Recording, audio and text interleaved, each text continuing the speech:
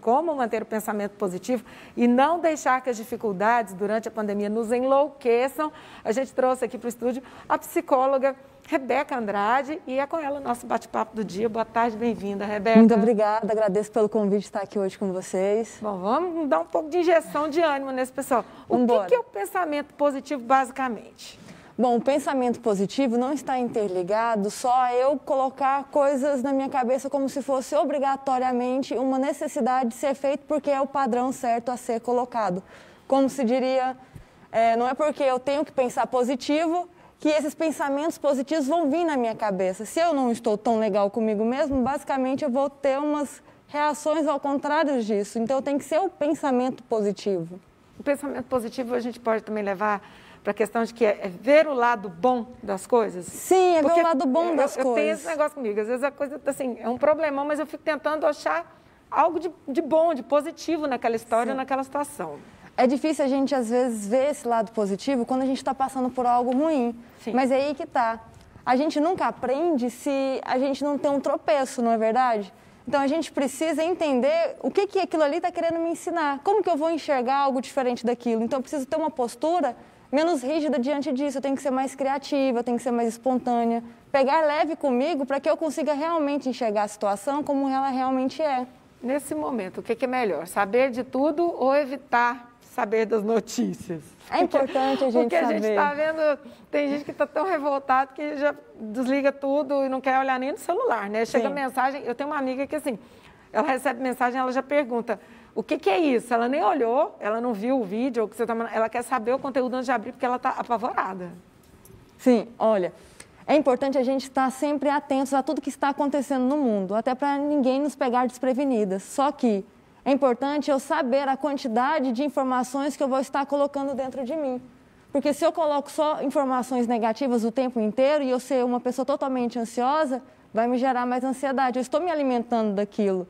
E é como aquele ditado diz, né? A gente é aquilo que a gente come. E o que eu estou comendo? O que eu estou absorvendo? Tem pessoas que silenciam mesmo páginas de Instagram, evitam ver algumas coisas diferentes para não ter um ataque de pânico. Esse pensamento positivo, ele reduz a ansiedade. Exatamente. É eu olhar para aquela situação e entender que eu tenho que me respeitar também. Não dá só para me saber aquele tanto de informação porque é necessário, mas é necessário também cuidar de mim, porque eu respondo como eu estou.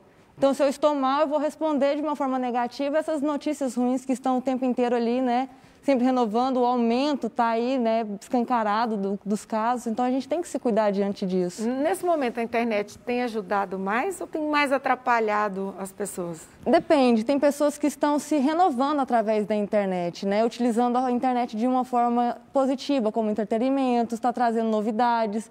Muitas pessoas estão trabalhando como um home office. Então, isso, às vezes, para alguns, está sendo algo totalmente benéfico, totalmente aproveitador, mas para outras pessoas está sendo só para poder se alimentar de coisas que já não estavam tão legais na vida delas, né? Você falou aí do home office, tem uma pesquisa de uma rede social, enfim, que chegou à conclusão de que 62%, uma rede corporativa, aliás, 62% das pessoas que estão agora tendo que fazer home office não conseguiram se adequar a essa nova realidade. Sim. E isso traz o quê?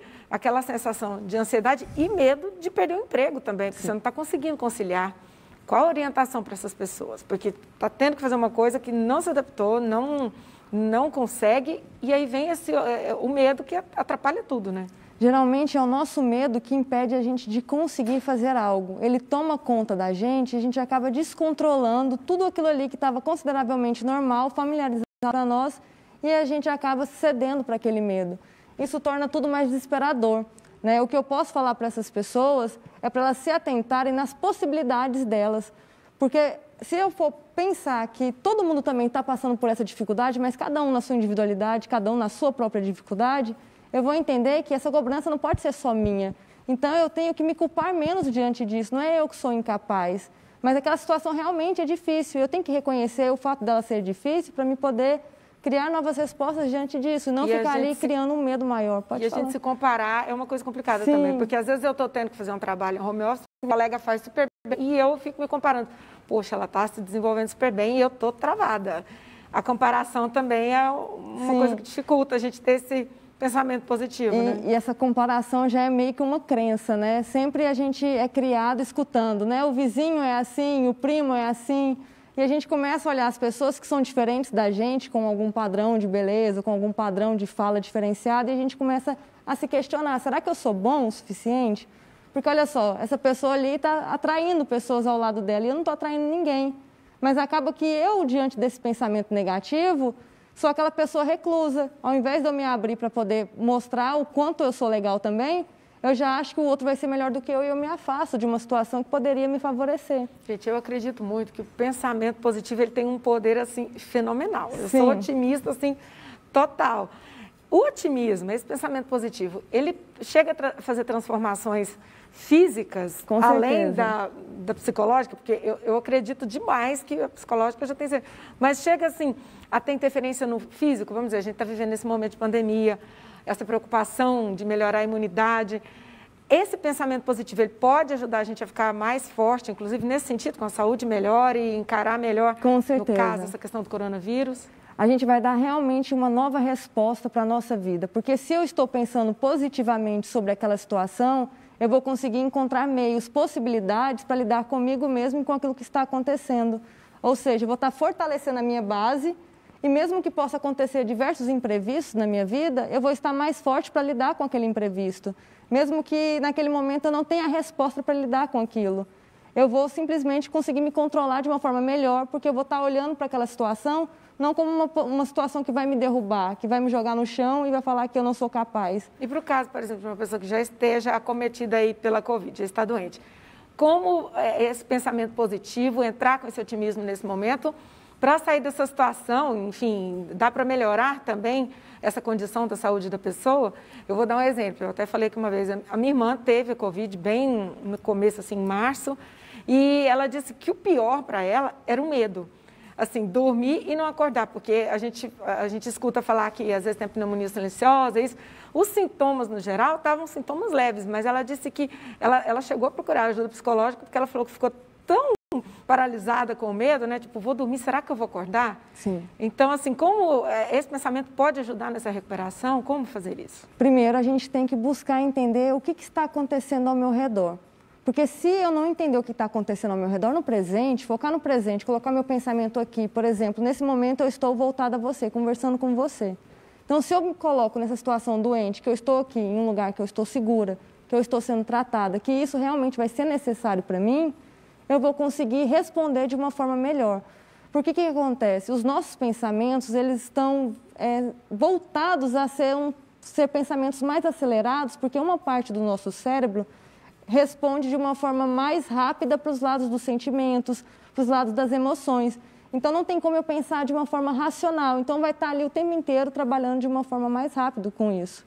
Então, eu vou ter que focar aqui no agora, buscar entender o que está acontecendo, colocar um pensamento positivo sobre aquilo e não tentar focar demais no futuro, porque o futuro é incerto. Olha só, ela recebia, ela e meu cunhado, no caso, tiveram, eles recebiam ligações diárias para o acompanhamento, né? É assim que a secretaria faz, nos casos identificados. Só que toda vez que eles recebiam uma ligação e a pessoa falava dos sintomas, porque perguntava os sintomas, estou sentindo isso, estou sentindo aquilo, os possíveis, eles começavam a ter aquela reação, a sentir aquilo de acordo com o que eles eram questionados, às vezes nem estavam sentindo. Eu lembro porque na hora que perguntaram, você está sentindo dor no peito?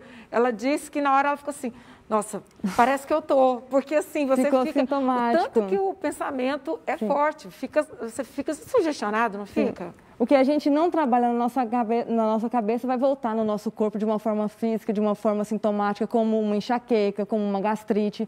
Então, eu preciso entender o que realmente está acontecendo para mim não entender que aquilo ali é simplesmente uma fantasia. Eu preciso ter uma noção real do que está acontecendo. Porque a nossa cabeça cria imagens, cria coisas inimagináveis. Se cria, né, gente? Todo mundo sabe que às vezes a gente vê uma coisa que às vezes não aconteceu, né? Sim. Então, para a gente encerrar essa questão da positividade, nesse momento que a gente está vivendo, né, essa quarentena, isolamento, pandemia, enfim, como ver um lado positivo? O que a gente pode tirar de positivo disso que a gente está vivendo agora? Que a gente está... Então, assim, eu falo, gente, eu acordo bem-humorado. Na hora que eu tenho que sair, que eu tenho que botar a máscara, eu já falo, gente, a gente não saiu desse pesadelo. É o meu pensamento. Eu falo, nossa, ainda estou nesse pesadelo, é isso. Como ver um lado positivo nesse momento? O que a gente pode tirar? Primeiro, é igual como se for, vamos tentar tirar o caso do Covid-19. Vamos não idealizar o Covid-19. Vamos pensar que é uma doença normal. Como que eu olharia para essa doença normal? Se eu estou gripada, eu vou entender que eu preciso de repouso. Eu vou entender que o meu corpo ele não vai responder da mesma forma que ele respondia antes. Ou seja, o meu corpo está apontando o quê? Algo aconteceu que deixou minha imunidade baixa e agora eu preciso me cuidar. Então, o Covid e mostrou diversas situações, diversos cenários, mostrar aonde cada um estava errando e deixando a desejar na vida. Por exemplo, o distanciamento dos filhos, às vezes novas respostas para nós mesmos que a gente não estava conseguindo se dar, um tempo, né, com a nossa família. Então, o Covid ele parou a gente, desacelerou de uma tal maneira que a gente se deu de cara com realmente as nossas problemáticas. Então, como que eu vou olhar de uma forma positiva e construtiva? É entender o que a situação está querendo me mostrar e aonde eu estou precisando tratar, aonde eu estou precisando cuidar. Né? Porque, às vezes, aparecem diversões negativas, eu entendo, nossa, eu estou com tantas feridas assim, mas por que eu não olhei essas feridas antes? Então, a gente espera piorar para poder tratar. Então, está na hora da gente começar a olhar mais para nós e cuidar realmente daquilo que estava sendo falho no dia a dia. Esse autocuidado e cuidar das pessoas que a gente ama, porque às vezes estava tudo tão fácil, tão perto e muita gente não estava dando valor, né? Ah, não, está ali todo dia. De repente você vê que você não pode nem chegar perto das pessoas que você ama, que fazem parte da sua família, que você tem aquele hábito.